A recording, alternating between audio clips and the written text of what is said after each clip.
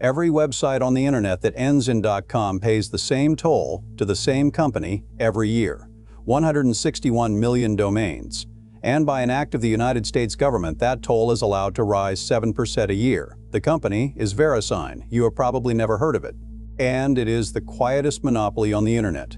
At the end of 2025, the .com registry held 161 million domain names, up from 156.3 million 1 year earlier. Every single one of those names routes through the same root infrastructure operated by the same company. There is no second .com. There is no competing .com registry you can shop at for a better price. There is one, and it is Verisign. Here is how the money actually flows, because it is sneakier than people think. When you buy a .com from GoDaddy or Namecheap or Squarespace, you pay a retail price to that storefront. The storefront is just the storefront. A fixed wholesale fee gets handed up the chain, and the bulk of it lands at Verisign, the registry operator. Verisign never sees you. Verisign never sells to you. Verisign just owns the cash register at the back of the store, every new registration, every renewal, every transfer, every year, forever. That wholesale toll is $10.26 per domain, per year. Multiply by 161 million names. That is the engine. From 2012 through 2020, the wholesale price was frozen at $7.85. 8 years, 0 increases. The U.S. Commerce Department, through the NTIA, had insisted on a price freeze in the Cooperative Agreement. Then, in October 2018, Amendment 35 killed the freeze. Verisign got the right to raise prices 7% a year in 4 of every 6 contract years. From 2021 through 2024, Verisign was eligible to raise the price 4 times. They raised it 4 times. $7.85 became $10.26. A 31% increase in 4 years, with not a single improvement to the underlying service required. The projected 2026 hike pushes it toward $10.98, right at the 7% ceiling. .com alone accounts for 41.6% of all global top-level domain registrations. There are hundreds of alternatives. .net, .xyz, .io, .ie, .anything you want. After 30 years of competitors, 41.6% of the internet still chose the toll booth. That is the moat. And the revenue line shows you exactly what owning that moat looks like. $1,327 million in 2021, $1,660 million in 2025. This is not a growth story. It is not a hockey stick. It is an inclined plane. Up and to the right, every single year, mostly powered by raising the price of the toll, not by adding new customers. VRSN runs the entire global.com infrastructure with about 929 full-time employees.